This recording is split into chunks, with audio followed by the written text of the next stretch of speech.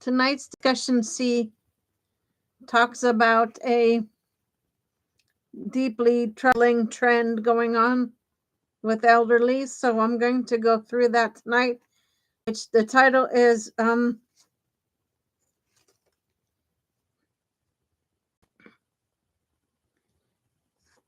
Older Adults Passing Away with no family or anybody around by their side. So we're going to discuss that for tonight's C. So please join me for the presentation I made for you.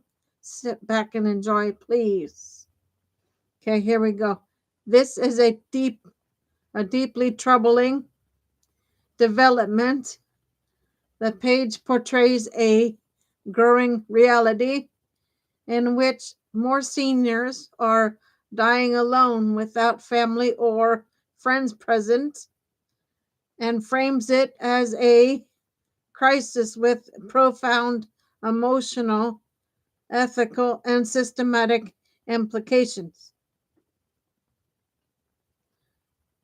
Meaning of headline.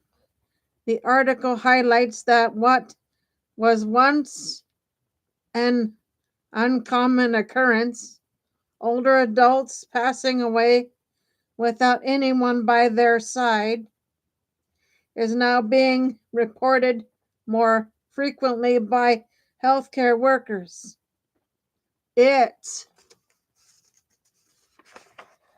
underscores that this is not just a personal tragedy, but a societal failure, one that exposes gaps in how communities and systems care for their elders. Why this is happening? Underlying drivers, shrinking family networks. Many seniors have fewer children or relatives nearby, leaving them without natural caregivers. Geographic mobility. Families spread across states or countries.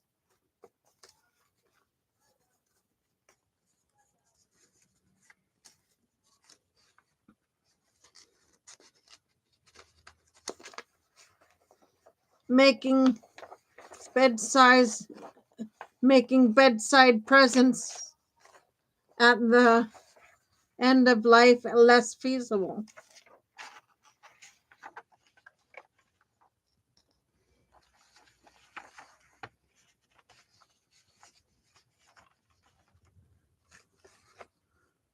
Social isolation, loneliness, limited community ties, and the decline of neighborhood-based support systems mean seniors often lack meaningful connections.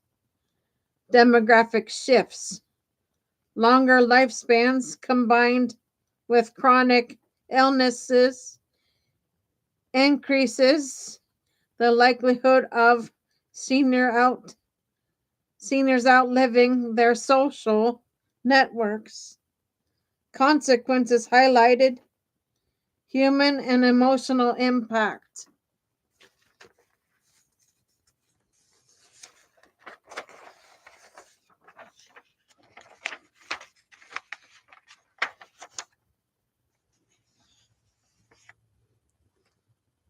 Seniors deprived of companionship at the end of life lose the comfort of advocacy, love, and ritual.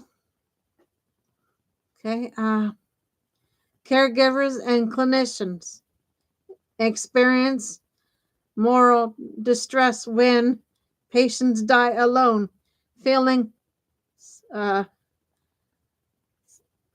society has failed to honor their dignity. Systematic strain. Hospitals, hospices, and nursing homes are forced to step into roles traditionally held by family, stretching already limited resources. Staff may attempt to provide companionship, but this adds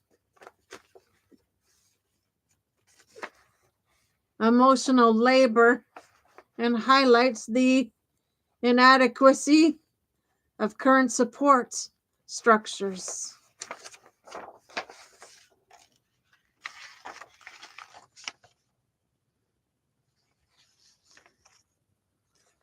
What healthcare providers are saying, raising alarms.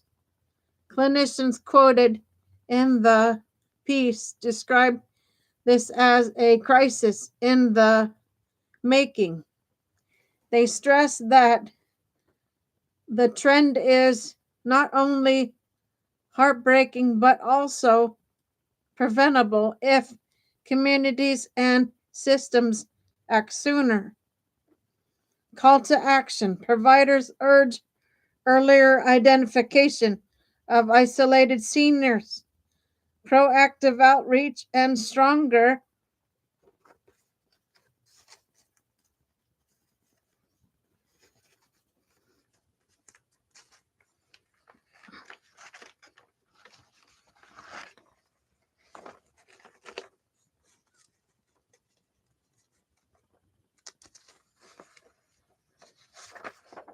social safety nets to ensure no one faces death entirely alone. Practical takeaways for readers.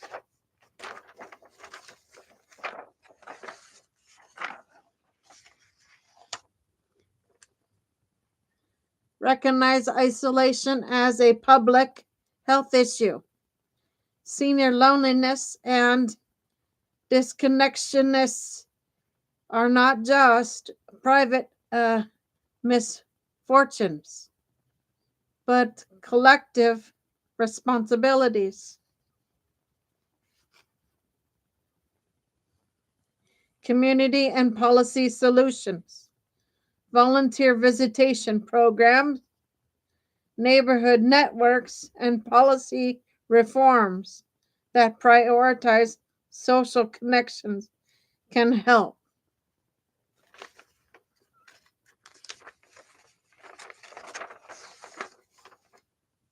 Individual action.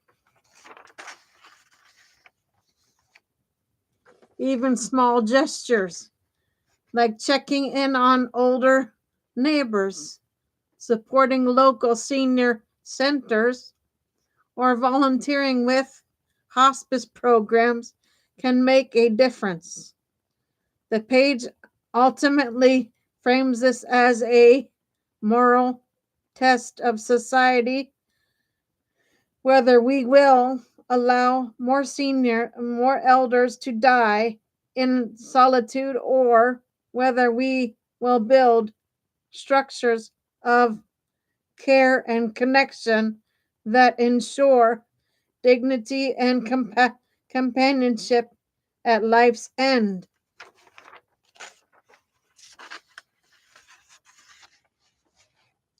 Okay, guys, I'm going to take a small break and I will do a D for you.